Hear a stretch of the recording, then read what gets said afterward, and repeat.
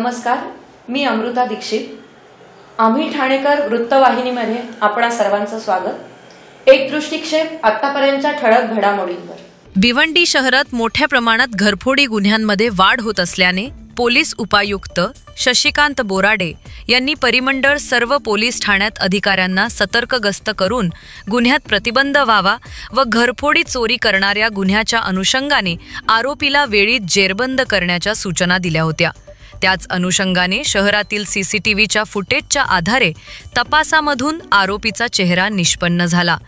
इम्रान गफूर शेख, राहणार शांतीनगर रहमतपुरा, याची चौकशी केली असता त्याला सिताफीने ताब्यात घेऊन कौशल्यपूर्ण तपास केला.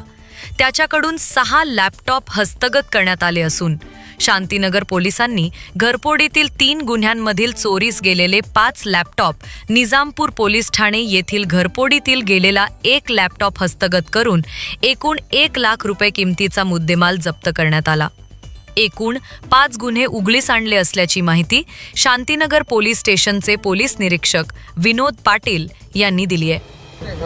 गेल्या महिन्यात 4 साहजिकच वरिष्ठ अधिकारी माननीय DCP शशिकांत बोराडे सर, तसेच DCP सचिन सांगळे सर आणि आमचे वरिष्ठ पोलीस निरीक्षक मनीष गायकवाड साहेब यांनी या घरफोड्या ओपन करण्यासाठी जे API योगेश गायकर साहेब यांच्या अंतर्गत एक टीम गठीत केली आणि जवळपास 50 CCTV फुटेज, मोबाईल कॉल यांचं विश्लेषण करून यांनी मोठ्या सिताफीने यांना एक लीड मिळालं. त्या लीडला फॉलो करत यांनी बुरहानपूर MP इथून आरोपी पकडला. आरोपीचं नाव आहे इम्रान गफूर शेख, वय 24 वर्ष. हा आपल्या रहमतपुरा शांतीनगर पोलीस चौकीच्या मागेच राहतो आणि याच्याकडनं 5-6 लॅपटॉप रिकवर केलेले आहेत.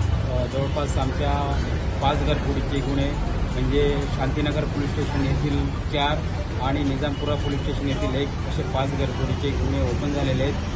आणि जो आरोपी आम्हाला 1-1.5 महिन्यापासून उंगारा देत होता त्याला एक चांगलं यशस्वीरित्या API गायकर आणि यांच्या टीमने त्याला अटक केलेली आहे. सदर कामगिरीसाठी आम्हाला जे मार्गदर्शक म्हणजे आपल्या झोनचे DCP सर, माननीय शशिकांत बोराडे सर, भिवंडी पूर्वचे ACP माननीय सचिन सांगळे सर आणि शांतीनगर पोलीस स्टेशनचे वरिष्ठ पोलीस निरीक्षक माननीय गायकवाड सर यांनी मार्गदर्शन केलेले आहे आणि घरफोडचे गुन्हे उघड झाले. याच्यावर पहिले काही गुन्हे दाखल आहेत का?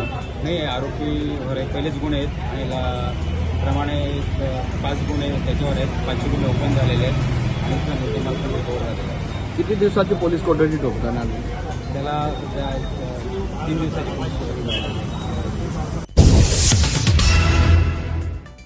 नवी मुंबईतील एरोली सेक्टर 20 मधील एका निवासी सोसायटीमध्ये एक मोठा अपघात घडला. गुरुवारी पहाटे 4च्या सुमारास सोसायटीची सुरक्षा भिंत अचानक कोसळली, ज्यामुळे जवळच उभ्या असलेल्या 5 दुचाकी थेट खड्ड्यात पडल्या. ही संपूर्ण घटना CCTV कॅमेऱ्यात कैद झाली आहे. मात्र घटनेच्या वेळी जवळपास कोणीही उपस्थित नव्हते, त्यामुळे सुदैवाने कोणतीही जीवितहानी झाली नाही. या घटनेनंतर परिसरात घबराटीचे वातावरण निर्माण झाले. तर बाजूला एका इमारत बांधण्याचे काम सुरू असून खोदकाम करत असल्यामुळे भिंत कोसळली आहे. या प्रकरणी आता नवी मुंबई पालिकेने कारवाई केली असून बिल्डरला पत्र देखील पाठवले आहे. आज सकाळी 6 वाजता विजन बिल्डर्स मार्फत जे कन्स्ट्रक्शन चालू होतं प्लॉट नंबर 54 सेक्टर 20 ऐरोली येथे खोदकाम करत असताना जी शेजारची वॉल कंपाऊंड होती ती पावसामुळे खचली आणि त्याच्यासोबतच 5-6 गाड्या त्या खाली गेल्या जमिनीमध्ये.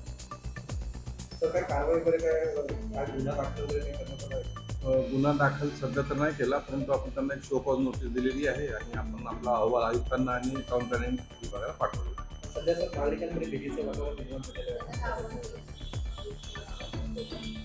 सोसायटीला तर सांगितलं समजून, म्हणजे बिल्डरला पहिले समजावून सांगावं लागतं त्यापेक्षा त्यांनी काम करताना कशी काळजी घ्यायला पाहिजे सुरक्षेची ते त्यांना व्यवस्थित समजावून सांगितलं. त्यांचा रिपोर्ट मागितला त्याची काय काय काळजी घेणार आहे इथून पुढे. अशा घटना पुन्हा घडू नये म्हणून अशा घटना पुढे घडू नये म्हणून सर्व बिल्डर्सना आम्ही आवाहन करू की कोणत्या प्रिकॉशन तुम्ही घ्यायला पाहिजे कारवाई म्हणजे खोदकाम करताना, जेणेकरून या दुर्दैवी घटना परत घडणार नाही. तर त्या 4 गाड्या त्या ढिगाऱ्याखाली आलेल्या आहेत, नुकसान देखील मोठ्या प्रमाणात केलेलं आहे. ते नुकसान भरपाई देखील नागरिक मागत आहे. हो, तशी मागणी आली आहे. ते संबंधित बिल्डरला सांगू.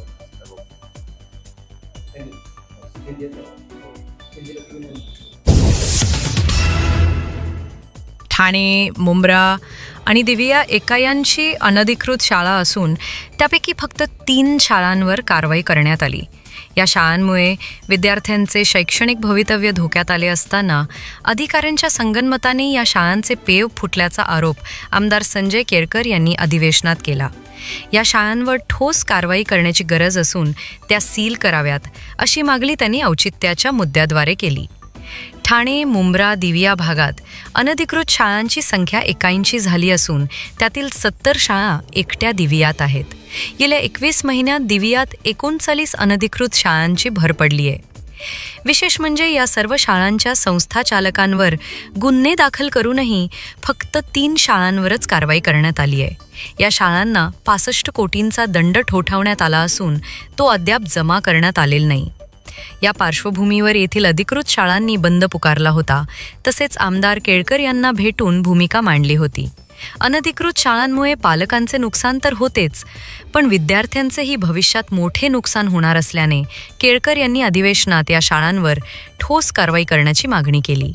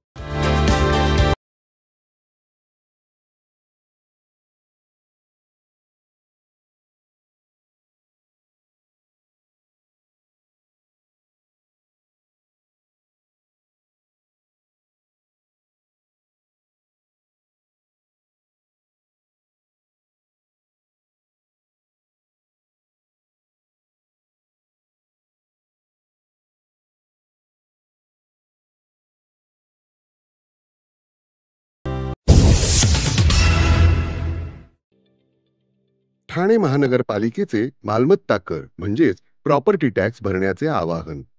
सन 2022-23 या आर्थिक वर्षाचे मालमत्ता कराचे म्हणजेच प्रॉपर्टी टॅक्सचे बिल ठाणेकर करदात्यांना महापालिकेमार्फत आर्थिक वर्षाच्या सुरुवातीस म्हणजेच माहे एप्रिल 2022 मध्ये देण्यात आलेले आहे.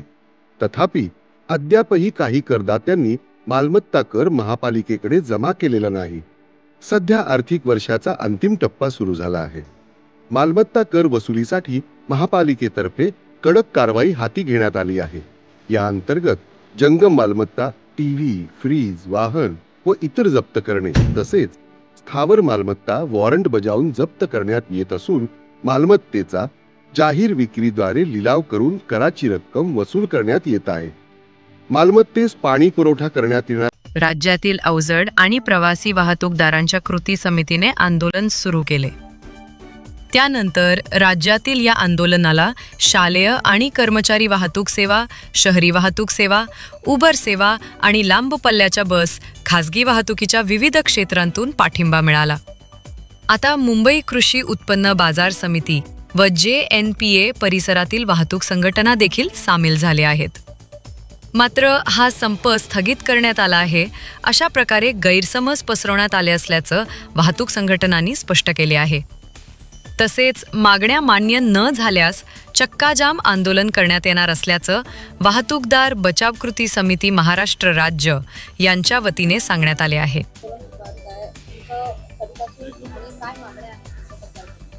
चक्काजाम आंदोलन आम्ही काल मध्यरात्रीपासून चालू केलेलं आहे. मागण्यांमध्ये जे अन्यायकारक दंड सरकार आकारतंय, ठिकठिकाणी जुंदीने उभे राहून पोलीस ऑफिसर दंड मारतात, त्यामुळं प्रचंड असा दंड आकारलेल्या गाड्यांवर वाहतूकदारांच्या आर्थिक बजेट डळमळ आहे. त्याच्यातून याच्या विरोधात अनेक वर्ष आम्ही संघटितपणे जात होतो मंत्रालयामध्ये, पण कुठून दाद मिळाली नाही. शेवटी कुठेतरी दाद मिळावी म्हणून या संपाचं हत्यार आम्ही उपसलेलं आहे. संप मागे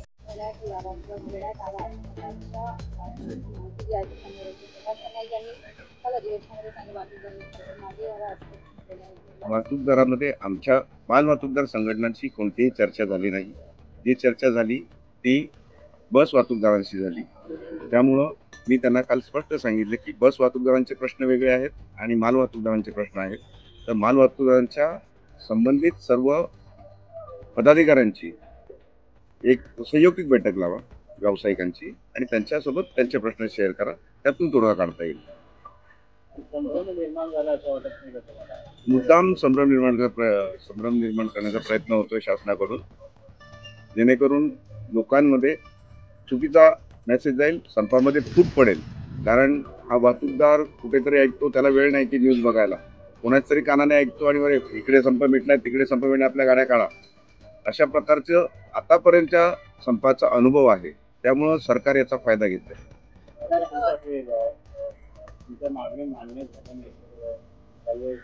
हो, कारण गाडी रस्त्यावर काढणं परवडणारच नाहीये. मागण्या उपोषण करायला सगळे तयार आहेत. ते तिथे असं दंड करून उपाशी राहण्यापेक्षा उपोषण करूया, काय मिळालं तर मिळालंच. तर तुम्ही ज्या उपोषणाला बसलात तर त्यांनी तुम्हाला आश्वासन दिलं की आम्ही करतो 4 दिवसात. आता 4 दिवसही व्हायला आले आणि तरी तुम्ही सरकारला करायचं नाही असंच म्हणायचं का? मॅम 4 दिवस नाही, 16 जून पासून उपोषणाला बसलो होतो मी. त्याच्यानंतर 2 बैठका झाल्या, पण त्यातून काही निष्पन्न झालेलं नाही. आमच्या मागण्या मान्य होत नाही.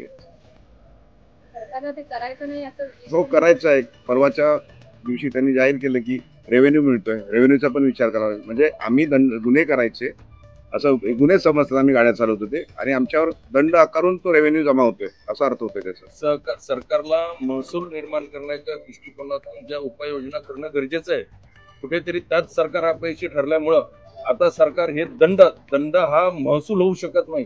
परंतु आज जो सरकार दंड आकारतोय तो दंड जो आहे हा जर थकबाकी राहिला तो जमीन महसूल कायद्याअंतर्गत महसुलाची थकबाकी म्हणून सुद्धा सरकार वसूल करू शकतं. आम्ही भरलं नाही, आम्ही भरण्याचा प्रश्नच येत नाही. आज वाहनाची किंमत आणि त्या दंडाची किंमत म्हणजे दंड जो आहे त्याची जवळपास आता गोळाबेरीज एकसारखी झालेली की गाडी बाहेर काढल्यानंतर पहिला दंडच आकारला जातो, व्यवसाय नंतर. महाराष्ट्रामध्ये एका दिवसाला 24 तासामध्ये 12,000 चलनं कापली जातात. 12,000 चलनं, 1-2 नाही, तब्बल 12,000 चलनं कापली जातात. आणि तो संपूर्ण भूर्दंड त्याच्यापैकी जवळजवळ 90% चलनं कमर्शियल व्हेकल वरती असतात. याची कृपया नोंद घ्या. बाईक चालू असताना एकानेच बोला, कारण आम्हाला माईक ट्रान्सफर करायला लागतं. ओके, मराठी झालं. नवी मुंबईतील APMC बाजारात बटाटा 12 ते 17 रुपये किलोनं विकला जात आहे. गेल्या 1 महिन्यापासून हे दर स्थिर असल्याचे व्यापाऱ्यांनी सांगितले. तसेच पुढे देखील हे दर वाढण्याचे काही चिन्ह दिसत नाहीत असे व्यापाऱ्यांनी सांगितले. अवजड वाहनांच्या संपामुळे बटाटा व्यापारावर अद्याप काही परिणाम झालेला नाही असे देखील व्यापाऱ्यांनी म्हणले. आज बटाट्याच्या 20,000 गुन्हे आहेत APMC मार्केटमध्ये. बटाटा 16 रुपये 17 रुपये किलो हा 1 नंबर माल विकला जातो. बाकी 12 ते 17 रुपये ही पोझिशन आहे बटाट्याची पर केजी. काही फरक जाणवला? नाही, काही नाही. हे बटाट्याचे बाजार महिन्यापासून स्थिर आहेत, याच भावामध्ये विकतात, 12 पासून 17 रुपये. पावसाचा काही परिणाम? नाही, अजूनपर्यंत तर काहीच झालेलं नाही. पुढे काही वाढण्याची शक्यता आहे दर? नाही, असं दरवाढ वाढण्याची काही शक्यता दिसत नाही यावर्षी. जे अवजड वाहनांचा संप आहे त्याचा काही परिणाम झाला? नाही, अवजड वाहनांचा संप चालू झालाय, पण अजूनपर्यंत हे परिणाम इथे काही दिसून येत नाहीये. 2-3 दिवसानंतर दिसला तर समजून येईल. आता हे सध्या तरी काही परिणाम नाही झाला. तुमचं नाव? नमस्कार, मी डॉक्टर पल्लवी नाईक. ठाण्याची सगळ्यात धावलेली गोष्ट म्हणजे ठाणे शहर नवीन संकल्पनांना दाद देणारं शहर. Bharatanatyam therapy for mentally challenged children असा आगळावेगळा विषयही ठाणे शहराने पटकन समजून घेतला आणि इकडच्या सर्व संस्थांनी मला या कामात सहकार्य केलं. माझ्यासारख्या नवनिर्मितीची ओढ असलेल्या कलाकारांची कला ठाण्यात खुलते, रंगते आणि वाढतेही. आणि म्हणूनच रसिक प्रेक्षक असलेल्या या शहरात कलेला, सृजनशीलतेला अधिक वाव आहे असं वाटतं. म्हणूनच मला ठाणे शहराचा सार्थ अभिमान आहे. आम्ही ठाणेकर.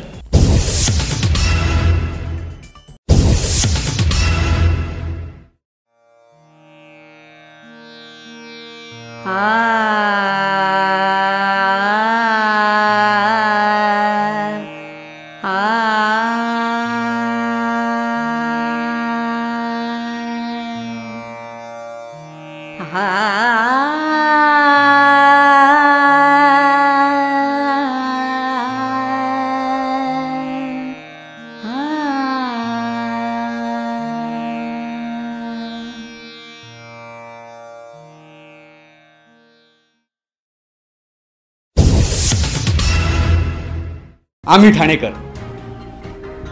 आम्ही ठाणेकर. आम्ही ठाणेकर. आम्ही ठाणेकर. होय, ठाण्यात आम्हाला अभिमान आहे आणि होय, आम्ही ठाणेकर.